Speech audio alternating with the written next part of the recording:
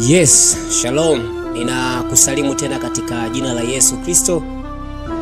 Na leo Bwana, katika kipindi cha kweli ya mambo yanayoendelea katika dunia na sehemu tofauti tofauti, ninakusogezea moja kwa moja taifa la Israel pamoja na Iran.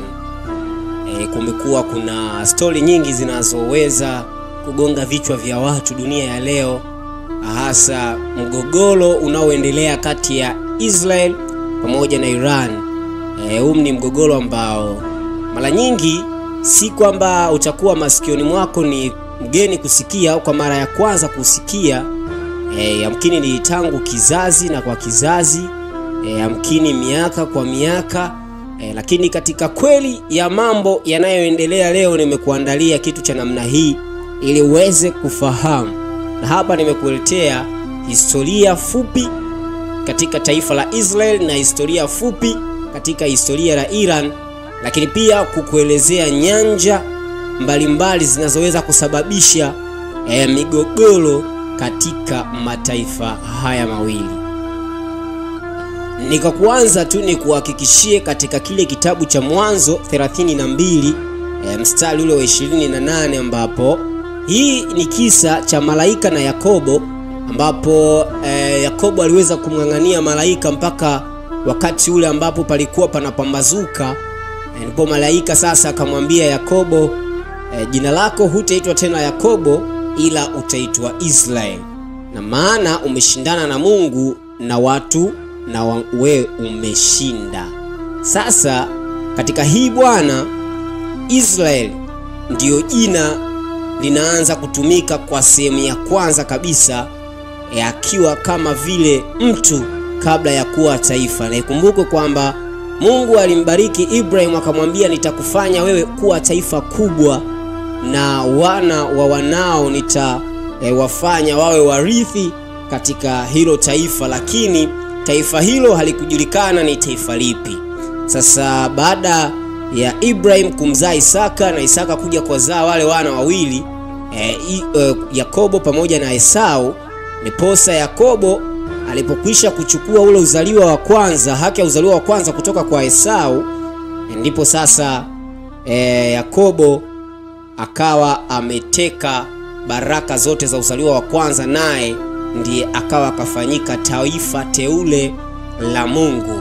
Na ndipo sasa akabarikiwa, akabadilishwa, badala ya Yakobo akaitwa Israel. Ndipo akawazaa wale watoto 12 ambao ndio wanasadikika kuwa ni makabila 12 yaliyokuwa Israeli au Israeli ya sasa.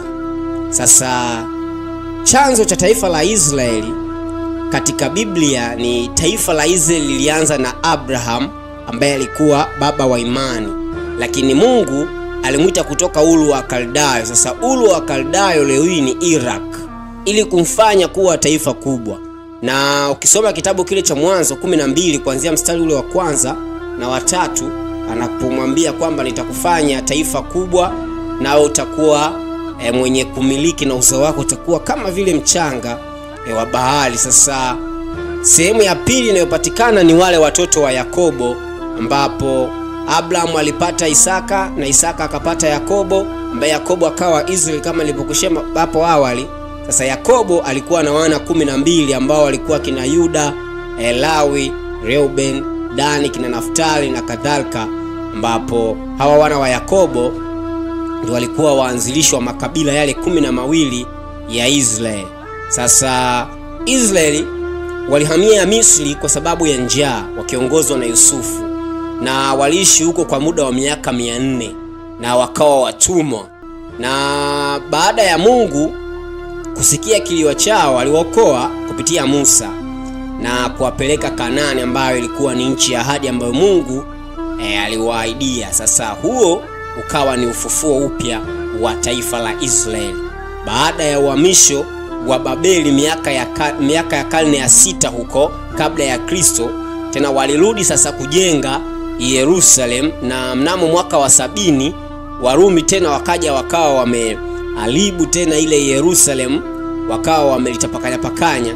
lakini mpaka kufika mwaka 1948 baada ya Kristo, taifa la Israeli lilianzishwa tena rasmi baada ya Holocaust, na ndipo hapo wakawa wameweza kupata uhuru wao. Yes, hiyo ni historia fupi kabisa kwa upande wa Israeli. Lakini kwa upande wa taifa la Iran kihistoria au katika Biblia ilikuwa ni nchi ya Kiuajemi. Yes, yani Persia. Na neno Iran ni neno la kisasa, lakini katika Biblia taifa hili liliitwa Uajemi wa Persia, na ndipo sasa waasisi walikuwa ni Wamedi wenyewe na Wajemi, na walitoka maeneo ya milimani ya Asia ya Kati, ambapo kulikuwa kuna mfalme Koresh au Darius the Great, na alitajwa katika Biblia kabla hajazaliwa. Na ukisoma katika kitabu kile cha Isaya 45 mstari wa kwanza inasema kwamba hili ndilo asemalo Bwana kwa Wakoreshi, Masihi wangu. Yes. Na ilikuwa ni kwamba katika kitabu kile cha Ezra 1 kuanzia mstari wa kwanza mpaka wa 4, ni mfalme Koreshi aliwaruhusu Wayahudi kurudi kulijenga tena hekalu la Yerusalemu mwaka wa 538 kabla ya Kristo, na pia matajiri waliokuwa katika miliki ya Uajemi waliweza kutoa michango mbalimbali ya kuweza kuisaidia, ikiwa miliki ya Uajemi ilivuka nchi ya kutoka kule Ethiopia hadi India, ambapo sasa kipindi cha Malkia Esther alikuwa sehemu pia ya ufalme wa Uajemi. Kusoma katika kile kitabu cha Esther, yani hapa tunamzungumzia yule mfalme ambaye alimuoa Malkia Esther baada ya Vashti, na namzungumzia mfalme Ahasuero. Sasa kulikuwa kuna wafalme wengi walioweza kumiliki na kutawala katika Uajemi ama Iran ya sasa hivi, kama huyo Koresh, Dario, Ahasuero alikuwa ametawala wakati wa Esther, na wote hawa Biblia iliweza kuwazungumzia vizuri sana. Sasa kuna maana sasa katika upande wa kiroho, na maana ni kwamba tutaanza kwa Israeli. Ni mfano wa watu wa agano walioitwa kutoka kwenye ulimwengu kwenda kwa Mungu. Sasa Yesu Kristo alizaliwa katika taifa hili la kabila la Yuda, na Iran, ingawa si taifa la agano, limekuwa na nafasi ya kipekee katika mpango wa Mungu. Na nafasi hizo ni kwamba waliwasaidia Wayahudi, waliwahifadhi, na pia waliweza kuwahifadhi maandiko ya Kiyahudi, na walijulikana kama watu wenye hekima.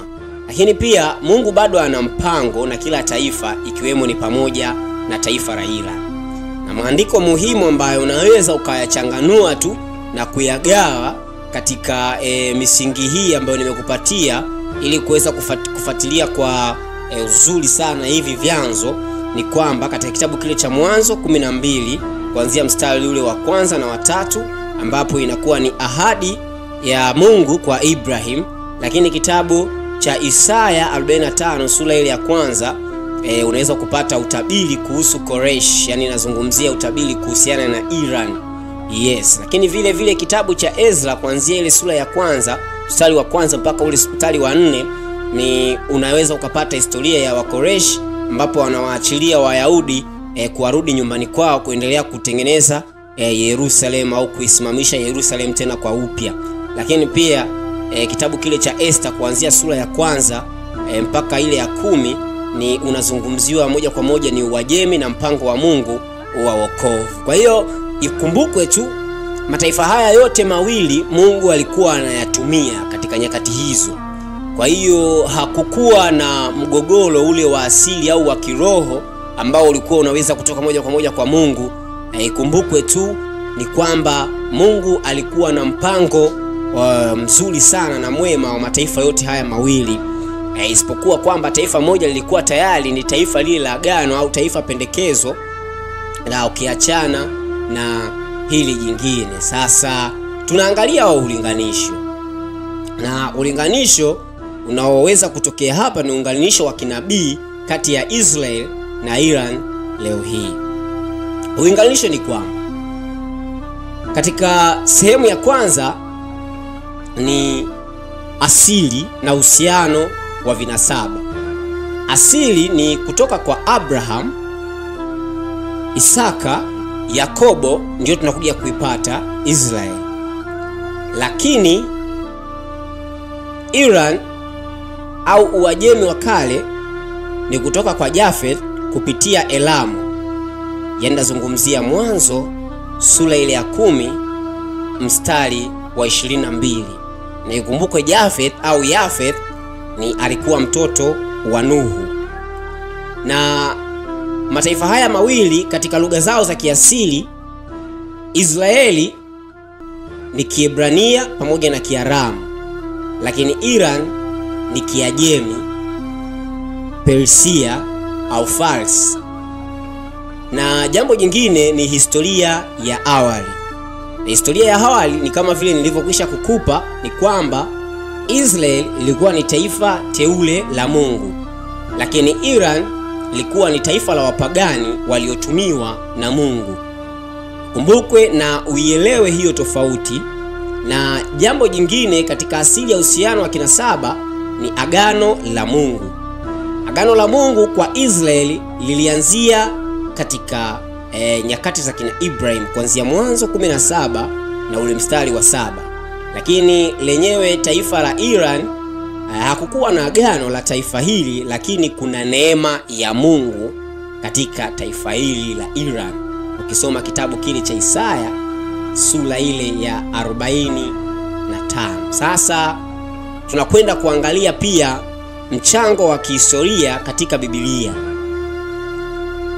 Tutaanza na kipindi ambacho cha utumwa. Israeli walikuwa watumwa wa Misri na Babeli, lakini Iran waliwasaidia Wayahudi kutoka kwenye utumwa kule Babeli na kuwarudisha kule Yerusalemu. Na ukiangalia mchango mwingine ni ujenzi wa hekalu. Israeli walijenga hekalu la Yerusalemu kwa amri ya Mungu, lakini ukiangalia kwa upande wa Iran, Wakoreshi wao wa Wajemi aliwaamuru Wayahudi wajenge tena. Na ukisoma katika kitabu kile cha Ezra 1 kuanzia sura ile ya 1 mpaka sura ile ya 4, unafahamu kwamba pale mfalme wa Koreshi anaanza kutoa zile mbiu na anawaita watu kwa ajili ya kuwasaidia Israeli kuweza kulijenga tena. Kwa hiyo walikuwa wana mchango mkubwa sana katika historia. Lakini jambo jingine ambalo tutakwenda kuliangalia ni ukombozi. Israeli, Mungu aliwatumia manabii na wafalme wa Israeli kuweza kufanikisha ukombozi. Lakini kwa Iran, Mungu alimtumia mfalme Koreshi, Dario pamoja na Ahasuero kwa ajili ya kuwasave wana wa Israeli, kwa ajili ya kuokoa wana wa Israeli. Na katika kipindi cha Esther, Malkia Esther aliokoa Israeli akiwa katika ufalme wa Uajemi, yani akiwa Iran. Wakati anaishi pale Iran, aliweza kuokoa wana wa Israeli kutoka katika yale maangamizo yao. Soma katika kitabu kile cha Esther sura ile ya 4 kuanzia mstari wa 14, unaweza ukaenjoy zaidi kupata hizo habari. Lakini pia katika unabii, sasa tukilinganisha unabii, ni kwamba ahadi ya Mungu kwa Israeli ilikuwa ni ukombozi wa milele kupitia Yesu Kristo, lakini kwa Iran ilikuwa ni tishio la kisasa, lakini bado kwenye ramani ya Mungu wako wanahesabika. Na ukiangalia katika unabii wa Ezekiel, ukisoma Ezekiel sura ile ya 38 na ile 39, Israeli inatajwa au itashambuliwa na Magogu na washirika wake, yani nazungumzia Persiaimo. Na sasa kwa upande wa Iran, Persia ya kinabii mashariki ni wa maadui wa Israeli, ambapo kwa sasa hivi ambapo kama tunavyoona vita na magomvi ambayo yanaendelea, ni kwamba yalishatabiriwa tayari na nabii Ezekiel, ambapo alisema Ezekiel kwamba Gogu na Magogu na washirika wake watashirikiana ili kumwangusha Israeli. Kwa hiyo Iran yeye ndiye alikuwa ni Persia ya kinabii na alikuwa ni mmoja wa mtu wa mashariki mwa maadui wa Israeli. Lakini pia matumizi ya Mungu Israeli ni kwamba ilikuwa ni taifa dogo lakini lenye agano la milele, lakini Iran ni taifa kubwa lenye historia ya kusaidia watu wa Mungu na pia kupinga au kuendana nao kinyume. Yes. Na katika siku za mwisho sasa, Israeli itakuwa kati ya vita na wokovu, lakini Iran inatajwa kuwa miongoni mwa wapinzani wa Israeli katika vita vya mwisho. Hii imekaaje? Sasa tunakuja moja kwa moja katika hali ya sasa ya duniani pamoja na ya kivita. Yes. Sasa aina ya serikali, Israeli ni demokrasia yake ni ya kibunge, lakini Iran demokrasia yake ni serikali ya Kiislamu ya kidini, na imani kuu katika Israeli ni Uyahudi na Wakristo wachache sana, lakini Iran ni Uislamu wa Kishia. Yes, yani kama unavyoelewa kwamba kuna Wansuni, kuna Bakwata na kuna Washiha. Sasa Iran wao wamebeziki sana na Uislamu ule wa Kishia, na uhusiano wa mataifa haya ni marafiki wa Marekani na watu mataifa wa magharibi, yani nazungumzia Israel. Lakini Iran yeye ni mpinzani mkubwa wa Marekani na mpinzani mkubwa pia wa Israel, ambapo sasa mgogoro mkuu ni ulinzi wa taifa na mashambulizi ya Hezbollah na kadhalika, yani kugombania ile mipaka ambayo bado iko Gaza. Lakini ukiachana na hivyo, katika simulizi nyingine nitakuletea namna ya kwa nini vita vya Gaza pale vimeendelea kushika kasi toka karne kwenye Biblia hata sasa. Yes, lakini kwa Iran wao katika hizi ni kusaidia makundi ya kigaidi kama Hezbollah pamoja na Hamas, ambapo mara kadhaa Israel alikuwa anamshitaki vilivyo sana Iran kwa kuweza kusema kwamba anampa nguvu Hamas na makundi mengine ya kigaidi ili kuweza kuishambulia Israel na kuitaka kutena kuiteka nyara. Sasa hapa tunaangalia kiini cha kiroho na mpango wa Mungu kwa Israeli pamoja na Iran. Ni kwamba Israeli wao wameitwa wawe wa baraka kwa mataifa kama ilivyokuwa katika kitabu kile cha Mwanzo 12 sura ya 3, lakini Iran walitumika kama vyombo vya neema katika kitabu kile cha Ezra sura ya 1. Na Israeli kwao Yesu alizaliwa akakulia kule, lakini Iran Magi au mamajusi walitoka Uajemi katika kitabu kile cha Mathayo sura ile ya 2 kuanzia mstari wa 1 na ule wa 2. Yes. Sasa kama hapa hujaelewa, labda nikupe mchapo kwa jinsi hii hapa. Ni kwamba kiini cha kiroho cha Mungu na mpango wa Mungu ulikuwa ni kwamba Yesu azaliwe katika Uyahudi, na baada ya kusha kuzaliwa ni kwamba awe nuru kupitia mataifa mengine wamjue Yesu. Na ndio maana ikawa imetoka nyota ikawa imeng'aa sana, lakini watu walioweza kuitambua ile nyota kwamba kuna kitu ambacho si cha kawaida kimekuja katika ulimwengu hawakuweza kutambua wao Israeli wenyewe, kwa sababu katika hizo nyakati Iran ama Koresh, watu wa Koresh walikuwa wameshaendelea zaidi, ama watu wa Uajemi wakawa wameweza kuiona ile nyota. Na ikumbuke kwamba wale mamajusi walikuwa ni wataalamu wa anga. Yes, wataalamu wa anga. Baada ya kuiona ile nyota wakasafiri kutoka mashariki ya mbali, ni walitoka katika hiyo nchi ya Uajemi au nchi ya Iran, wakatoka Iran mpaka Israeli kuja kuweza kumuona mtoto na kisha kumsujudia. Si kumuona tu peke yake, lakini kisha kumsujudia. Ilikuwa ni mwanzo wa kuweza kueleza ni kwamba uumbaji wa Mungu na utukufu wa Mungu kuja duniani na kuutukuza kwa kuabudu. Lakini haikuwa hivyo kwa watu waliokuwa katika Israeli. Wao waliona kama ni kawaida tu, ni kama vile dhahabu yani ziko chini ya nyumba yako, alafu kawa kila siku unazifukua unazichezea bao. Lakini mgeni anayetoka tofauti na sehemu ambapo wewe unaishi akakuona akaona mbona huyu jamaa anachezea kitu ambacho kwetu sisi ni thamani, alafu akawa wamekubali sasa kugawa zile dhahabu, na wenyewe wakapokea gololi kwa ajili ya kuchezea bao kirahisi, wakuona kwamba dhahabu ile ni haina thamani. Ndivyo ilivyokuwa hivyo katika hizo nyakati kwa Israeli pamoja na Wakoreshi katika hicho kipindi, na wale mamajusi waliweza kufuatilia ile nyota mpaka walipofika kumuona Yesu na kumsujudia. Ukisoma katika kile kitabu cha Mathayo sura ile ya 2 kuanzia mstari wa 1 na wa 2 unaweza ukapata hiyo habari kwa undani. Sasa kini kingine cha kiroho ni leo bado wapo katika mpango wa Mungu, lakini Iran na watu wake wanageukia Kristo kwa kuwa wanakuwa kama vile wanasema wao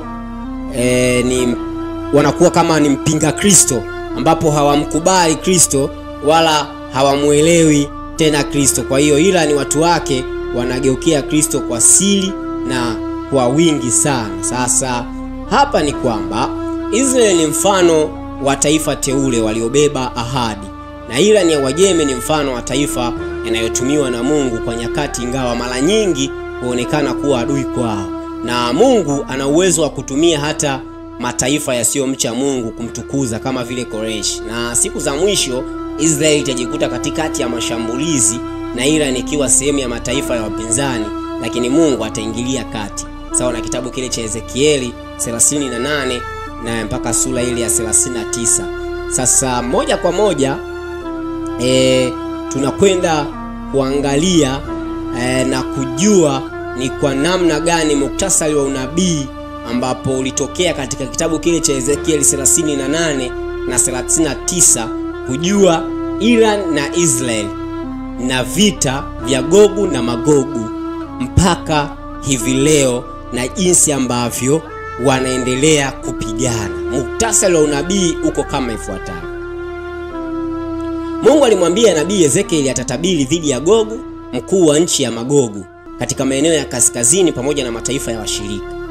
Na Gogu ataongoza majeshi yao dhidi ya Israeli katika siku za mwisho, lakini Mungu ataingilia kati kwa nguvu za ajabu na maadui wote wataangamizwa. Sasa mataifa yanayotajwa katika Ezekieli 38 sura ya 5 na ya 6 anakuwa anasema Peris, Kush na Puti, na wote wakiwa na ngao na chepeo, Gomeli na vikosi vyake, Bethlogama kutoka pande za mwisho za kaskazini. Na maelezo ya haya mataifa ni kwamba katika jina la kihistoria ni kwamba Gogu ni kiongozi wa mwisho kutoka magharibi au kaskazini, na maelezo yake ni kwamba huenda ni Urusi au taifa jingine lenye nguvu. Magogu ni Asia ya kati, yani hapa nazungumzia ni Kazakhstan, Uzbekistan na kadhalika, na msingi wa watu hawa ni kutokea kule kaskazini. Perisia ndiyo Iran ya sasa hivi tunayoisikia. Ilibadilika jina kutoka Perisia hadi Iran mwaka 1939. Kushi ni Sudan au Ethiopia ya leo, na taifa la mashariki na taifa la kule kusini. Puti ni Libya ambayo ni Afrika kaskazini. Gomeli ni Ulaya ya mashariki, yani hapa tunazungumza Uturuki au Poland, ni mataifa ya Ulaya au Asia ndogo. Lakini pia taifa la mwisho lilikuwa ni Bethlogama ambayo ni Uturuki ya leo, na inatazamiwa kama sehemu ya washirika wa Gogu. Na haya mataifa ndiyo yataungana, yatakwenda kwa ajili ya vita tena kwa ajili ya Israeli. Na ndio maana hata tunapoona wakati wa sasa hivi Israeli akiwa anatoa vyanzo vyake vingi sana vya ripoti, anakuwa anazishinikiza pia hizi nchi ni kama zinamsapoti Iran katika mapigano yake yeye na Iran. Kwa hiyo anavyofanya Israel, anajua kabisa hizi nchi ambazo hii nchi inayopigana nayo basi inapewa nguvu kubwa sana na hizi nchi ambazo nimekwisha kuvitaja hapa. Sasa je, swali la kujiuliza, hii vita imetokea au hii vita inakuja. Sasa unabii huu haujaangukia bado, kwa sababu Israeli bado haijawahi kushambuliwa kwa muungano huu mkubwa. Lakini pia unatajwa kutoka katika siku za mwisho, Ezekiel 38:16. Lakini pia vita hii ni sawa na Armageddon, yani ukisoma katika Ufunuo 16:16. Lakini inahusiana na katika sehemu nyingine malengo ya Gogu na washirika wake katika kitabu kile cha Ezekiel 38 kuanzia mstari wa 10 mpaka la 12 ni kwamba nasema kwamba nitatenda juu ya nchi isiyo na kuta, nitachukua nyara na kutoa mateka. Sasa nini wanachokilenga? Wanalenga kuangamiza Israeli, kupora utajiri wake na kuonyesha nguvu kuliko ulimwengu wote. Lakini sasa Mungu anaingilia kati. Ezekiel 38 mstari wa 18 na ule wa 23 anasema, katika siku hiyo kutakuwa na tetemeko kubwa, milima itaanguka na mvua ya mawe na moto wa kiberiti vitashuka. Mungu mwenyewe anasema. Mungu anatuma tetemeko, moto, ugomvi baina yao na mvua ya mawe. Anawalazimisha washambulizi wa Israeli waangamizane wao kwa wao, na anadhihirisha utukufu wake kwa mataifa yote.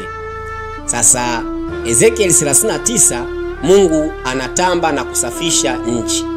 Miili ya maadui itaachwa kwa wingi kiasi cha kuchukua miezi 7 kuizika.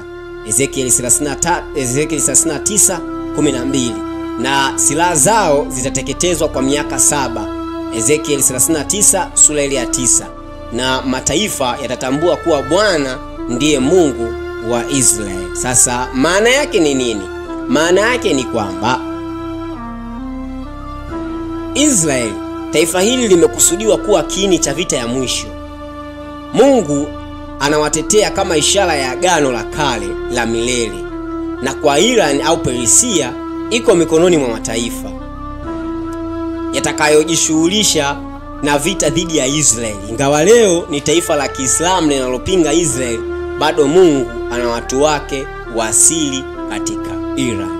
Sasa funzo kwetu sisi ni kwamba tuombe kwa ajili ya vita hivi vya Israeli pamoja na Iran na mataifa yote, kwa sababu mpango wa Mungu unahusika wokovu kwa watu wote. Ukisoma katika kitabu kile cha Warumi 11:25 mpaka 27 unaweza ukapata hicho kitu. Lakini pia tujiandae kiroho, kwa sababu hizi ni dalili za kuwa na siku za mwisho, kwamba siku za mwisho ziko karibu, katika kitabu kile cha Mathayo 24. Lakini pia hatupaswi kuwa waoga, bali kujazwa na neno, upako, tumaini la kurudi kwa Bwana liwe ndiyo kipaumbele katika maisha yetu. Yes. Sasa ukiendelea kufuatilia gazeti mbalimbali, kufuatilia vyombo vya habari mbalimbali, hasa katika nyakati hizi za kileo juu ya vita ya Iran pamoja na Israel, unaweza ikakupa picha gani? Na picha ambayo iko mpaka sasa hivi, au picha iliyopo hivi sasa, hivi vita ni mfano vita vya Israel dhidi ya Hamas, Hezbollah na Iran kupitia vikundi au kivuli. Ni kwamba Yesu alisema, nanyi mtasikia habari za matetesi ya vita, angalieni msitishwe, lakini mwisho bado. Hii ni ishara ya nyakati za mwisho, lakini sio mwisho mwenyewe bado. Sasa vita ni matokeo ya mapambano ya kiroho. Katika Biblia, Israeli ni ukumbi wa historia ya wokovu. Kwa hiyo kila vita dhidi ya Israeli huwa ina mizizi ya kupinga mpango wa Mungu. Ukisoma Danieli sura ya 10, malaika Gabriel alimwambia Danieli kwamba mkuu wa Wajemi alinizuia siku 21. Hii inaonyesha kuwa kuna nguvu za kipepo nyuma ya falme zote duniani. Na leo vita vya Israeli na Iran au mashambulizi ya Hamas si tu ya kisiasa, ni mapambano kati ya nuru na giza. Iran inataka kuifuta Israeli kwenye ramani, na hiyo ni lugha ya roho ya Gogu. Ezekiel 38 ukisoma unaweza ukapata mengi sana zaidi, na vita vinaweza kuwa misingi ya unabii kutimia. Na kila vita kubwa katika eneo la Israeli kuna vitu ambavyo vinaambatana nao. Mfano, huhamasisha kuundwa kwa muungano wa mataifa kama NATO, AU, Arab, na pamoja na kuipima uhusiano wa Israel na ulimwengu wa Kikristo magharibi. Yes, lakini pia hujenga mazingira ya kuja kwa mtu wa dhambi, yani nazungumzia hapa mpinga Kristo atakayehimidi amani au atakayeahidi amani bandia, kwa sababu imeandikwa katika kitabu kile cha Wathesalonike wa kwanza sura ile ya 5 na mstari ule wa 3, anasema wataitana amani na usalama, ndipo uharibifu utakapowajia ghafla. Lakini vita inafungua mlango wa unabii wa Ezekiel 38:39 kitabu cha Ezekiel, na mataifa kama Iran, Paris, Russia, Rosh, Uturuki, Tolgama yanajihusisha moja kwa moja, na hii inaonyesha kuwa muungano wa mataifa ambao ni maadui wa Israel tayari umeandaliwa, na vita vya sasa ni maandalizi ya vita vikuu vya Gogu na Magogu. Kwa hiyo kwa kanisa ni ishara ya kujiandaa. Yesu alisema, basi nanyi jiwekeni tayari, kwa kuwa mwana wa Adamu yuaja saa msiyoidhani. Mathayo 24:44. Ndio maana vita hizi ni kengele ya kiroho kwa kanisa la leo, wito wa kuombea Israeli na mataifa, onyo la kujitakasa na kusimama kwenye kweli. Lakini funzo la imani ni kwamba baraka tunapoyaona haya, tusikate tamaa. Mpango wa Mungu hauwezi kusimamishwa. Pili, tusihofu. Israeli iko katika mkono wa Bwana. Na tusinyamaze. Kanisa lina wajibu wa kupiga kelele, kuombea mataifa na kumshuhudia Kristo. Sasa nahitimisha kama ifuatavyo.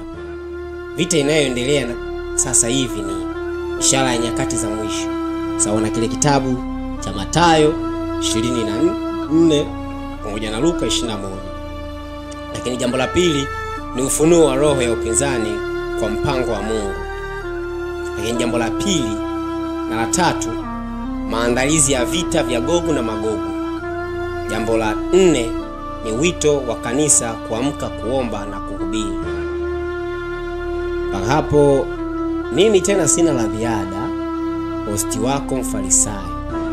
Mpaka wakati mwingine, na Mungu wa mbinguni